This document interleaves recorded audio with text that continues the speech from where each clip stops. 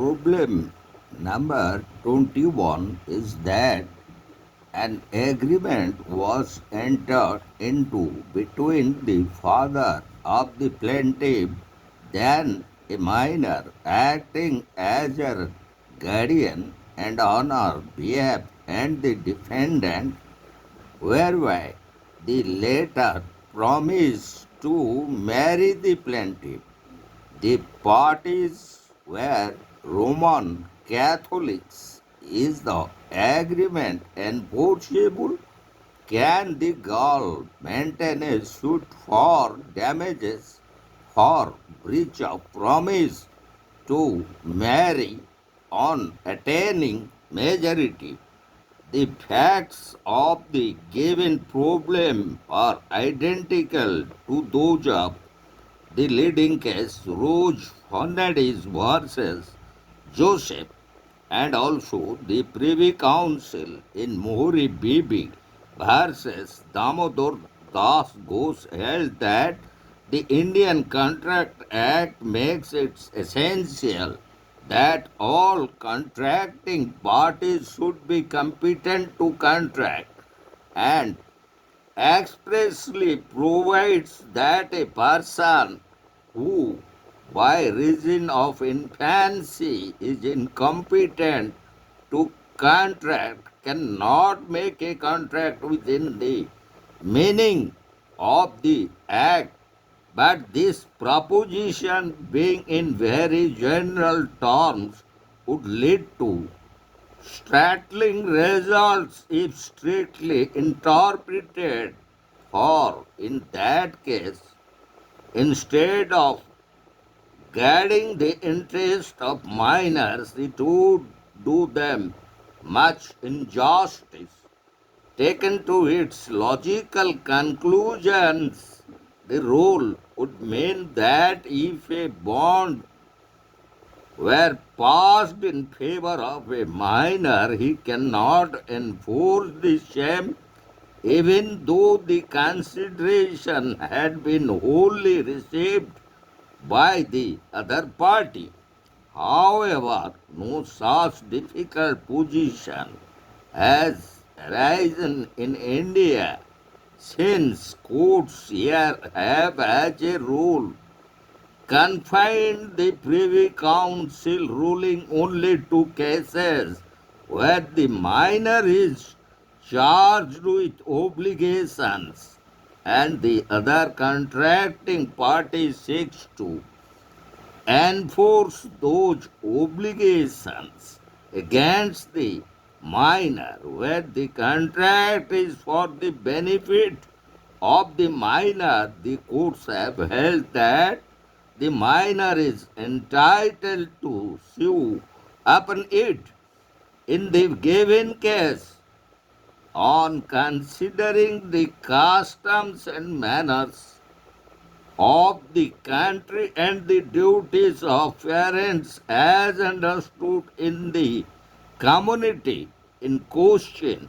It was held that the above agreement was a contract for the benefit of and on behalf of the minor. Hence, the girl can maintain a suit for damages for breach thereof by the defendant. And the very problem under section under the 22 number is that a an agent for a term refused to hand over the account books, bonds, etc. of the business at the end of the term to the new agent sent in his place unless the principal gave him a release from all liability in respect of his agency. Such a release had to be and was given, and the new agent got account books, bonds, etc. from him. Is the release did valid? If not, explain why it is not valid. So, the very answer of this given problem are similar to those of the case Mutaha Chetia versus Krupan Chetty. If the consent of a party has been obtained by coercion or undue influence or fraud or misrepresentation, then the effect of such a consent is to make the agreement voidable at the option of the party whose consent was so obtained. From the fact of the case, it is clear that the release bond was given by the principal under coercion. So, according to section 15, coercion is the committing or the threatening to commit any act forbidden by the Indian Penal Code or the unlawful detaining or threatening to detain any property to the prejudice of any person, whatever with the intention of causing any person to enter into an agreement as the release bond was given by the principal under coercion of the agent, it is voidable at the instance of the principal. And now we'll go to problem number 23, and that is A. The plaintiff engaged B. an auctioneer to sell some property on the terms that he should receive his due commission of rupees 10,000 B. However, received totally as 2,000 as commission from the purchaser. The plaintiff filed a suit for the recovery of rupees 2,000. Decide the case. Giving reasons, is the agent entitled to claim his commission of rupees 10,000? The problem is based on the leading case Andrews versus Ramsey.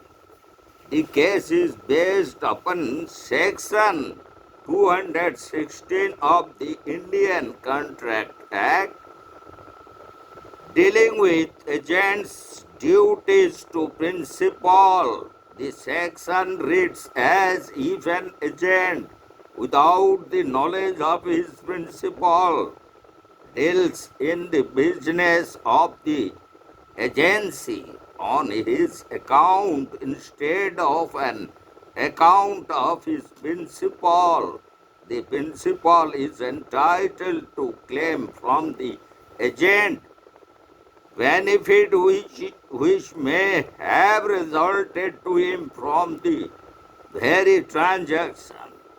Accordingly, B is bound to pay that rupees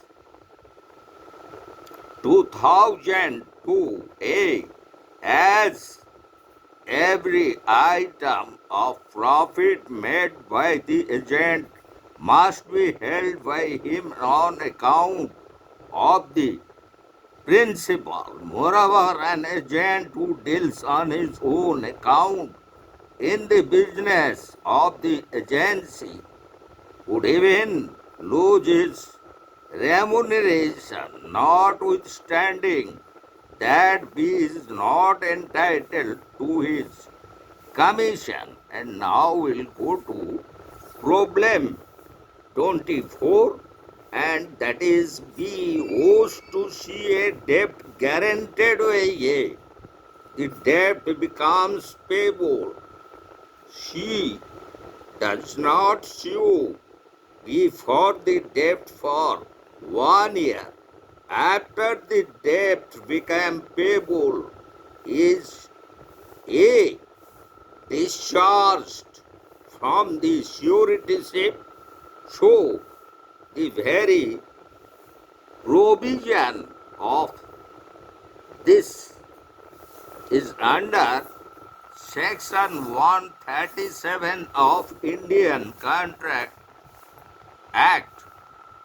The section reads creditors for variance to sue does not discharge surety. Mere forbearance on the part of the creditor to sue the principal debtor or to enforce any other remedy against him does not, in the absence of any provision in the guarantee to the contrary, discharge the surety as it is provided under Section 137 of the Indian Contract Act, because there is no provision in the guarantee to the contrary. A is not discharged from his suretyships. And in our next video, we'll discuss question number 25 to 30.